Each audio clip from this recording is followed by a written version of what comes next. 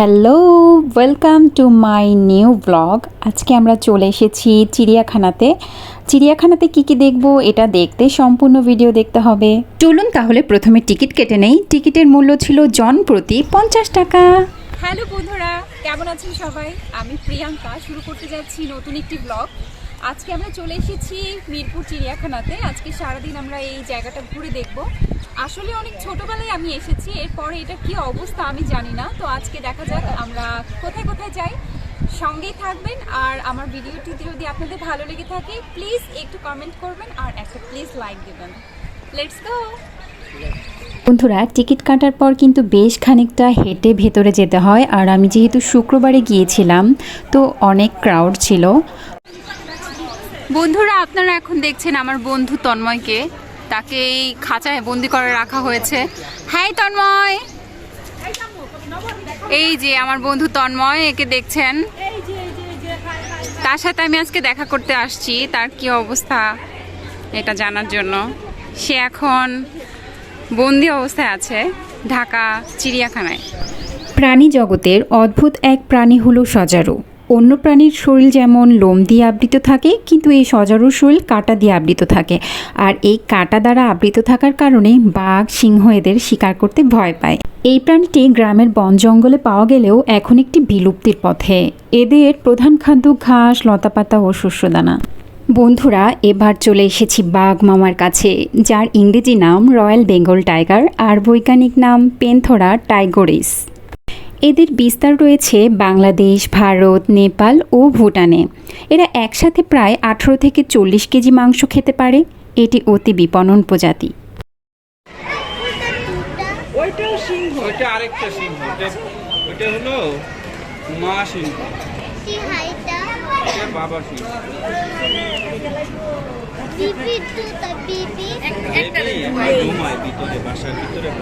বন্ধুরা, সিংহ দেখে এত ভয় পেয়েছি যে আমি কথাই বলিনি।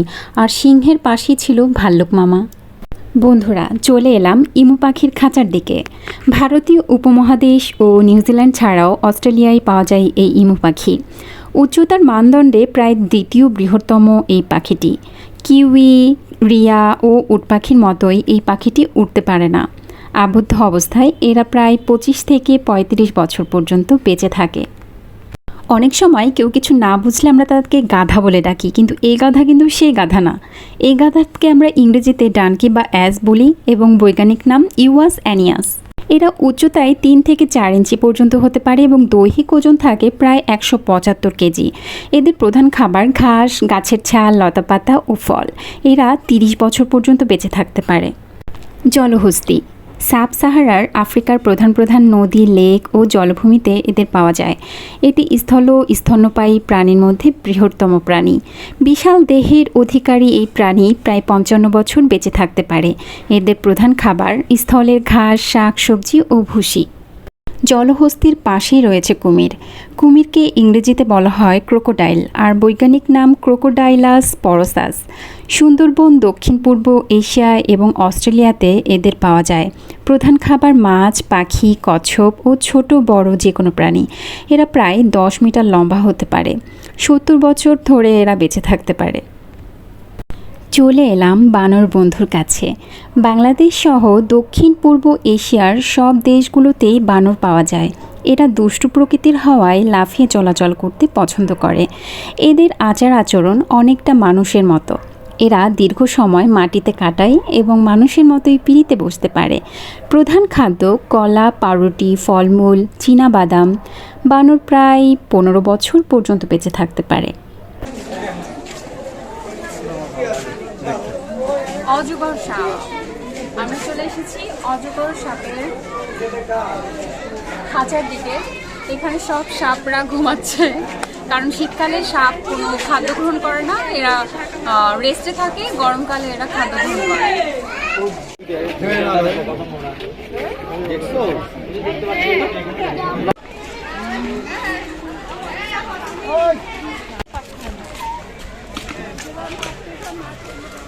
বন্ধুরা, আমরা চলে এসেছি এখন ময়ূরের খাঁচার দিকে। আজকে আমরা ময়ূর দেখব। এখানে আসলে অনেকগুলো প্রজাতির ময়ূর আছে। তো আমি আসলে সবগুলো দেখাতে পারবো কিনা জানি না, আমি চেষ্টা করব আপনাদেরকে সবগুলো প্রজাতির ময়ূর দেখানোর জন্য। নীল ময়ূর, ইংরেজিতে ইন্ডিয়ান পিয়াফল এবং বৈজ্ঞানিক নাম পাভা ক্রিস্টাটাস। দক্ষিণ পূর্ব এশিয়ার দেশগুলোতে এই ময়ূর পাওয়া যায়। এই ময়ূর সর্বভুক পাখি, চারা গাছের অংশ, পোকামাকড়, শস্য, ফুলের পাপড়ি, ফলমূল, শাকসবজি ইত্যাদি সব কিছু খেতে পছন্দ করে। এরা প্রায় 15 বছর পর্যন্ত বেঁচে থাকতে পারে। স্কুল, কলেজ, ইউনিভার্সিটিতে যখন ছিলাম একটু লম্বা ছিলাম বলে সবাই আমাকে জিরাফ বলতো। সেই সব মানুষদেরকে আজকে আমি জিরাফ দেখাতে নিয়ে আসছি। আজকে আমরা দেখব জিরাফ। জিরাফ আফ্রিকা মহাদেশের চাদ নামক দেশ থেকে দক্ষিণ আফ্রিকা পর্যন্ত পাওয়া যায়। স্থলের বসবাসরত সব প্রাণীর মধ্যে সবচেয়ে লম্বা প্রাণী এটি। এরা একসঙ্গে অনেক পানি গ্রহণ করতে পারে। এরা লম্বায় প্রায় 19 ফুট হতে পারে। ঘাস, লতাপাতা, ফলমূল ও শস্যদানা এদের প্রধান খাদ্য। এরা প্রায় 25 বছর পর্যন্ত বেঁচে থাকতে পারে। এবার চলে এসেছি জেব্রা দেখতে। ইংরেজিতে জেব্রা বলা হলেও এদের বৈজ্ঞানিক নাম ইকুয়াস বার্সেলি। সুদান, সোমালিয়া ও দক্ষিণ আফ্রিকা থেকে আগত এই প্রাণী খুবই নিরীহ প্রজাতির। ঘাস, লতাপাতা, ফল, শস্যদানা এদের খাদ্য। জেব্রা প্রায় 30 বছর পর্যন্ত বেঁচে থাকে। ঘোড়া কম বেশি আমরা সবাই চিনি। ঘোড়ার ইংরেজি নাম হচ্ছে হর্স ও বৈজ্ঞানিক নাম ইকিউয়াস কেবালাস। বাংলাদেশ, ভারত, পাকিস্তান সহ এশিয়া ও ইউরোপের বিভিন্ন স্থানে ঘোড়া পাওয়া যায়। এদের দেহের দৈর্ঘ্য 2 মিটার ও ওজন প্রায় 350 কেজি। এদের প্রধান খাবার গাছের পাতা, ফুল, ফল এবং ঘাস। এরা প্রায় 25 বছর পর্যন্ত বেঁচে থাকতে পারে। সারাদিন ঘোরাঘুরি করলাম। আমি আসলে সারাদিন চিড়িয়াখানাতে হাতি খুঁজছিলাম যে কোথায় হাতি আছে, কারণ হাতি না দেখে চিড়িয়াখানা থেকে চলে গেলে এটা কেমন হয়ে গেল, তাই না? তো এই তো হাতি।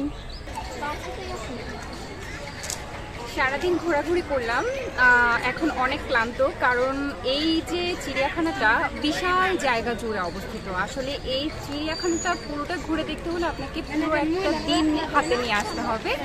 আর আমরা অনেকগুলো জায়গা দেখেছি, তো এখন আমরা এখানেই শেষ করছি আমাদের ভিডিওটা। আর আমরা এখন বাড়ি যাচ্ছি। সবাই অনেক ভালো থাকবেন, আর আমার এই ভিডিওটা কমপ্লিটলি দেখার জন্য আপনাদেরকে অনেক অনেক ধন্যবাদ। ভালো থাকবেন।